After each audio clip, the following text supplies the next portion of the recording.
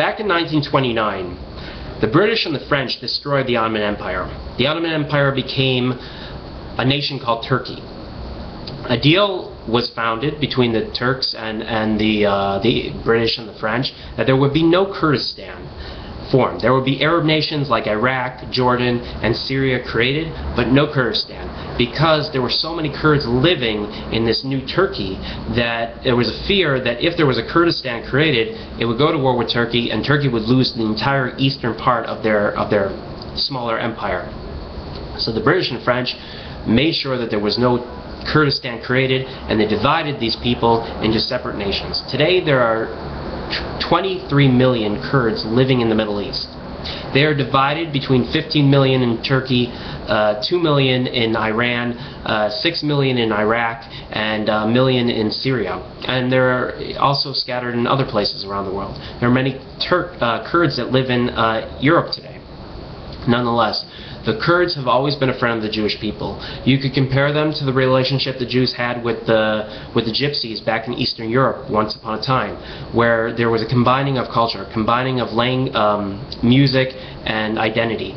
The Kurds helped the Jews and they worked with the Jews. When the Jews were removed back in the 40s by the Iraqis and Iranians and the Syrians, all that remained were Christians, a few minorities, and the Kurds in these regions. And they coexisted, they lived, but they were always being persecuted by the larger power of the Sunni Arabs and even the Shiite Arabs. Moving ahead, we had the Arab Spring. It brought the idea of colonial power in the Middle East to an abrupt reality, where these nations that were created by Europe now looked and said, hey, we're a minority and you're a minority, and why are you controlling us? That's not fair, because you have in Syria the Alawites, who are 15% of the nation, controlling the entire of Syria.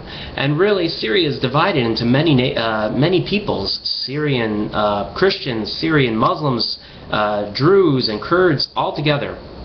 And Iraq is also a nation of three parties: the Kurds, the Sunnis, and the Shiites.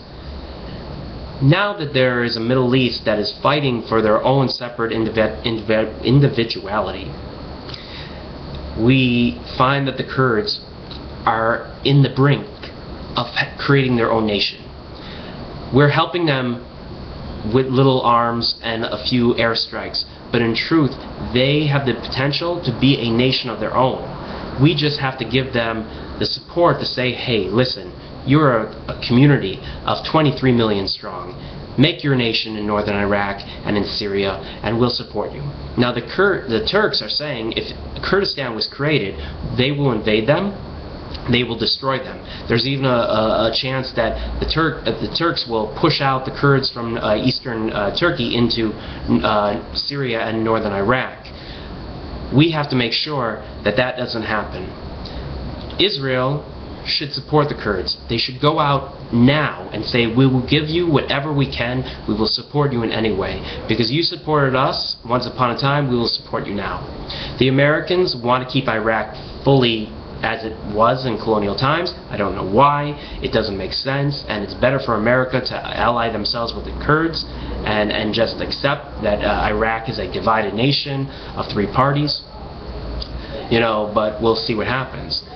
The ISIS phenomenon that has happened, where you have a rebel group from Syria moving in to take over northern Iraq, has proven the importance of the Kurds. The importance that Kurdistan should exist because it is the fight against Islamic extremism. The Kurds are Sunni Muslim, but they have their own language. They are their own people. They are not Arab. They are mentioned in the Bible. Saladin was a Kurd. The Kurds are in the idea of democracy. They really are. They want that democracy. They're financially very stable compared to other areas in the Middle East. The areas around the mountains of northern Iraq are full of oil. Northern Syria is full of oil, so if the Kurds are able to take Mosul and south of Kirkuk, they will be a strong economic power when it comes to oil, water, and agriculture. The Kurds, they really have a lot of potential, and they've really shown themselves to be a friend of America and a potential friend of Israel. The Kurds, you know, one of the reasons why America has been reluctant to help them is because America wants to keep Iraq whole. But in reality, that is not practical. It's not reality, and we need to support them. We need to say, Kurdistan, you are a nation. Kurdistan, America's on your side and has your back. And if the Turks don't like it, the hell with the Turks, because everyone has the right to have their own nation. Jordan, 60% of Jordan is Palestine. The Palestinians have a nation. It's called Jordan. The Jews have a nation. It's called Israel. You know, 40% of Lebanon is Christian. They have a lot of control in the area, but at least they have, you know, Cyprus that's Christian. Everybody has a little part of the Middle East, okay? It's not a perfect situation, but this is what it is. And the Kurds are the only people, except for the Druze, that don't have a nation of their own in the Middle East. But with 23 million people strong and in a block of eastern Turkey and northern Iraq and all of that, you know, it's unpractical that they don't have a nation, and it's only a matter of time before it really happens. God bless the Kurds, and I really hope that we find ourselves within the next year, few years, with a Kurdistan in the heart of the Middle East that will represent democracy, will represent a strong military force to protect Islam in its idea of peace and tranquility against the threats of Islamic extremism like ISIS that wishes to conquer the world and make everyone a Sunni Muslim. God bless the Kurds. I support them 100%, as I always have.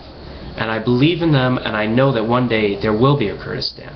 It's only a matter of time, and Israel, you gotta help them. You gotta take the opportunity while it presents itself, you know? Amen, and take care.